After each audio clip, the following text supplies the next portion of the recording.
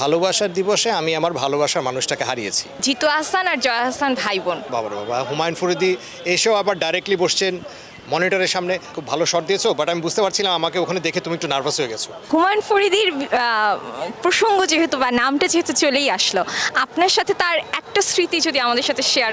প্রথমবার যখন আমি কাজ করছিলাম, এটা সম্ভবত 2001-এর দিকে শুটিং করছিলাম সুবর্ণা ফুপ্পির একটা নাটকে আশুলিয়াতে। তো ওনার ওই দিন একটা ফিল্মের শুটিং ছিল। তো উনি হঠাৎ করে শুনেছেন যে সুবর্ণা ফুপ্পির ডিরেকশন, তো উনি চলে এসছেন পরে। তো তখন আমি একটা শট দিচ্ছি দাঁড়িয়ে। তো আমি তো দূর থেকে দেখলাম উনি মনিটরের সামনে এসেই মনিটরের সামনে বসছেন। তো দেখে আমি নার্ভাস হয়ে গেছি। বাবা বাবা, হুমায়ুন ফরিদি এসেও আবার ডাইরেক্টলি বসছেন মনিটরের সামনে, তাও আবার শটটা আমি দিচ্ছি।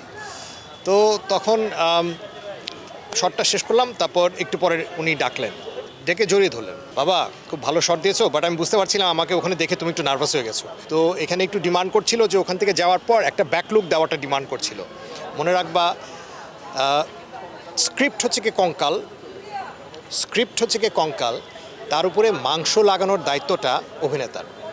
তো যদি বলেন সামনাসামনি, ছোটোবেলায় অনেক দেখেছি বাসায় এসছেন আব্বার কারণে, বাট সামনাসামনি প্রথম আলাপ এটাই। জিতু আহসান আর জয়া আহসান ভাই বোন, এই বিষয়টাকে অনেকেই আপনাকে বলে বা আপনি ফেস করেছেন কি?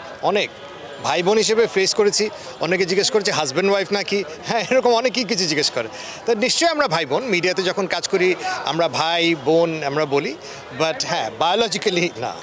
সামনে আপনাকে বড় পর্দায় কি আমরা ওইভাবে পাবো কি?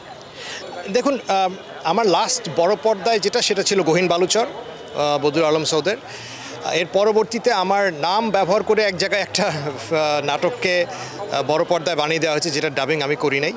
বড় পর্দায় এটা আমার কাছে অনেক চিন্তার একটা জায়গা, যে যদি বড় পর্দায় আসতেই হয় সেটা চিন্তা, চরিত্র, ডিরেক্টর সব কিছুর উপর নির্ভর করেই করব আর কি, জাস্ট করার জন্য না।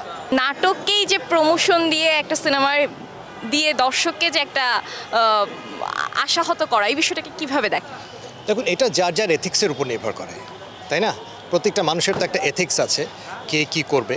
এখন আপনাকে আমি যদি কোনো কিছুতে বললাম যে এটা আমি একটা টেলিফিল্ম বানাচ্ছি, তো পরবর্তীতে সেটাকে গিয়ে আমি একটা ফিল্ম বানিয়ে ফেললাম বা কোনো কিছু, এটা আপনার এথিক্স, আপনার ভ্যালুজের উপর নির্ভর করে। এটার উপরে তো আর অভিনেত্রী আপনাকে বিশ্বাস করে যেতে পারে। আপনি কি করবেন না করবেন, কিংবা আপনি সেই অভিনেতা বা অভিনেত্রীর যেই সিনগুলো সেগুলো রাখবেন না ফেলে দিবেন, এটা তো আসলে আপনার উপর, আপনার এথিক্সের উপর। তবে এটা যে এখন হচ্ছে শুধু তা না।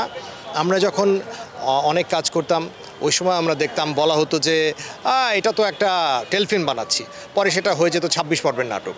এটা টোটালি এথিক্সের ব্যাপার, যে আচ্ছা আমি এই টেলিফিল্ম বললে অর্থকরী ব্যাপারটা একটু কম হবে, সো এটাকে আমি এভাবে না বলি, একটু ঘুরিয়ে বলি। সেটা অনেক পূর্বের ডিরেক্টর, যারা প্রাচীন ডিরেক্টর, তাদের মধ্যেও ব্যাপারটা ছিল, এখনও আছে। সামনে ভালোবাসা দিবস আসছে, আপনার কাছে ভালোবাসার অনুভূতিটা কি? ভালোবাসা দিবস হচ্ছে 14ই ফেব্রুয়ারি। সো আমার কাছে ভালোবাসার অনুভূতিটা হচ্ছে যে ভালোবাসার দিবসে আমি আমার ভালোবাসার মানুষটাকে হারিয়েছি, সেটা হচ্ছে আমার বাবা। তো তাকে আমি 14ই ফেব্রুয়ারিতে হারিয়েছি। তো আমার কাছে ভালোবাসা দিবসের মানেটা বা সংজ্ঞাটা হয়তো বা অনেকটা আমি আক্ষরিক অর্থে বুঝতে পারি, যেহেতু ভালোবাসার মানুষটাকে ভালোবাসার দিনেই হারানো, তাই।